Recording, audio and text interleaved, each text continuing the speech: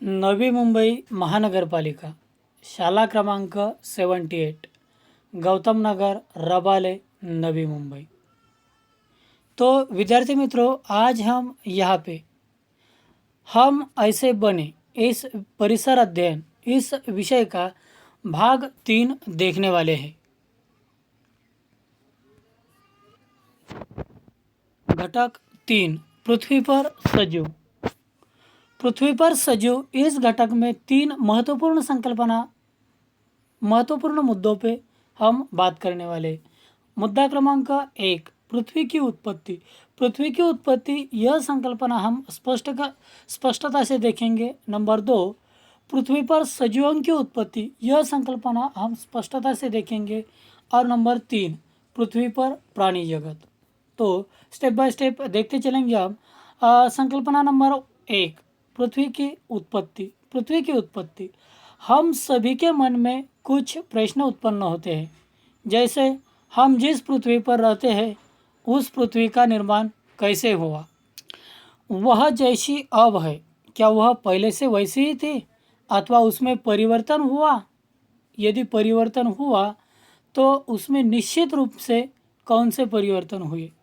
देखो, क्या हम सभी के मन में कुछ प्रश्न उत्पन्न होते हैं। तो प्रश्न ऐसे होते हैं जैसे कि हम जिस पृथ्वी पर रहते हैं उस पृथ्वी का निर्माण कैसे हुआ, वह जैसे अब है, अब मतलब कि आज के दिन में है, अभी के वक्त है, क्या वह पहले से ही वैसे थी अथवा उसमें परिवर्तन हुआ?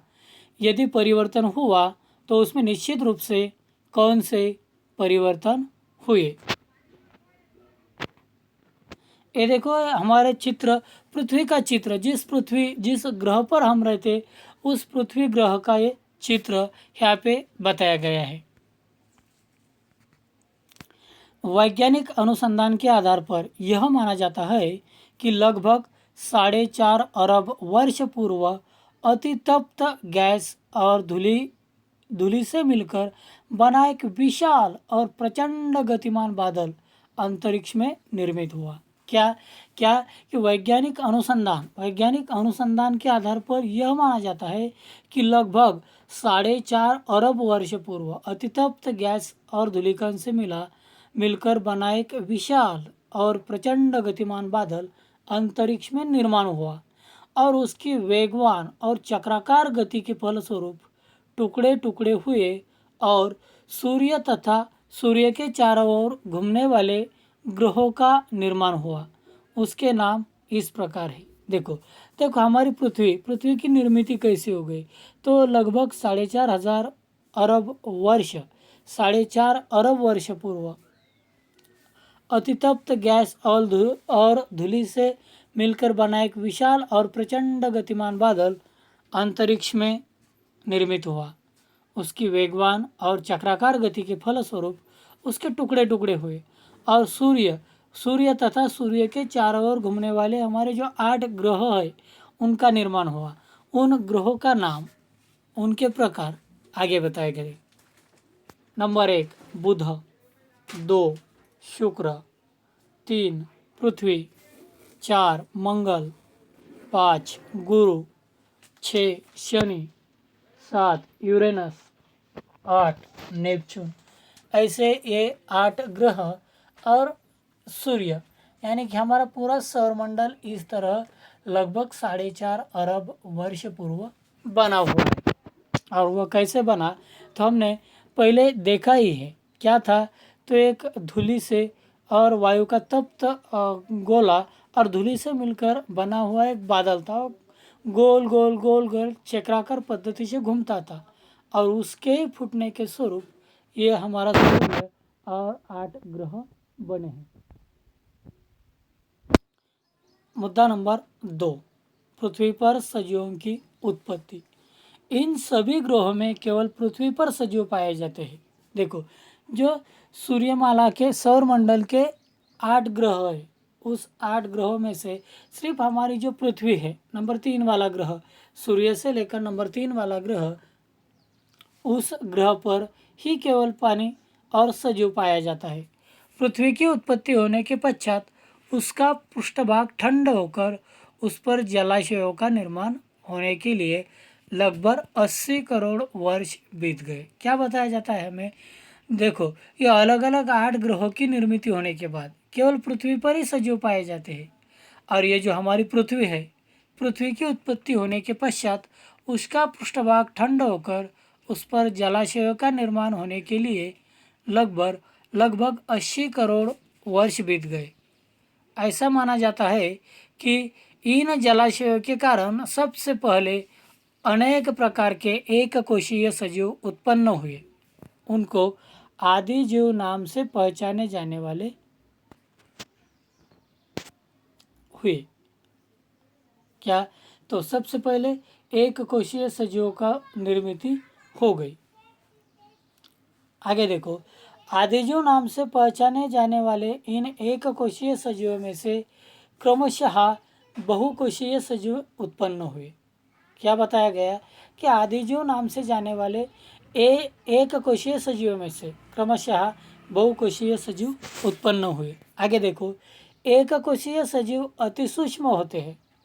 वे खुली आंखों से दिखाई नहीं देते। उन्हें देखने के लिए सूक्ष्मदर्शी यंत्र की आवश्यकता होती है। क्या बताया गया कि हमारे यह ध्यान में आता है यहाँ पे एक कोशीय सजीव यह अति सूक्ष्म होते हैं और वह अति सूक्ष्म होने के कारण हमारी खुली आंखों से नहीं दिखाई देते। उन्हें देखने के लिए हमें सूक्ष्मदर्शी यंत्र की आवश्यकता होती है। ये देखो, सूक्ष्मदर्शी यंत्र से दिखाई देने वाला एक कोशीय सजीव ये यहाँ पे हमें एक बताया गया। और जिस यंत्र की सहायता से हम उन एक कोशीय सजीवों को देखते हैं वह हो गया हमारा एक सूक्ष्मदर्शी यंत्र। इसी सूक्ष्मदर्शी यंत्र की सहायता से हम एक कोशीय सजीव देख पाते हैं। अब आगे देखेंगे हम मुद्दा नंबर 3, पृथ्वी पर प्राणी जगत। पृथ्वी पर पाए जाने वाले सजीव जगत में प्राणी एवं वनस्पतियाँ होती हैं। यहाँ हम प्राणी जगत का विचार करेंगे। उन प्राणियों की कतिपय विशेषताएं इस प्रकार है। देखो, पृथ्वी पर जो अलग अलग प्राणी पाए जाते हैं, अलग अलग सजीव पाए जाते हैं एवं वनस्पतियाँ पाई जाती है, इनका विचार हम अब करने वाले हैं और उनके कुछ कौन कौन सी विशेषता है यह निम्नतः देखेंगे। नंबर 1, प्राणी श्वसन करते हैं। हमारे यह ध्यान में आता है कि प्राणी श्वसन करते हैं। नंबर 2, प्राणी अन्न प्राप्त करने के लिए अथवा अन्य गतिविधियों के लिए संचरण मतलब कि हलचल करते हैं। क्या? नंबर 2 का मुद्दा हमारे यह ध्यान में आता है कि प्राणी संचरण मतलब हलचल करते हैं। काय के लिए? तो अन्न प्राप्त करने के लिए और अन्य गतिविधियों के लिए। नंबर 3, कुछ प्राणी वर्गों के प्राणी अंडे देते हैं। अंडों में चूचों का जन्म होता है। कुछ प्राणी वर्गों के प्राणी शिशु को जन्म देते हैं। क्या ध्यान में है? हमारे प्राणी वर्ग में से कुछ अंडों में प्राणी अंडे देते हैं और उन अंडों में से ही चूचों का जन्म होता है। तो कुछ प्राणी वर्गों के प्राणी शिशु को जन्म देते हैं। जैसे ये देखो, प्राणी जगत में अलग अलग प्रकार के प्राणी हैं।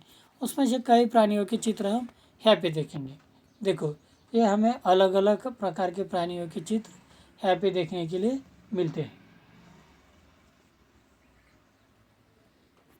तो बच्चों, इसी तरह हम ऑनलाइन लेक्चर्स लेने वाले हैं।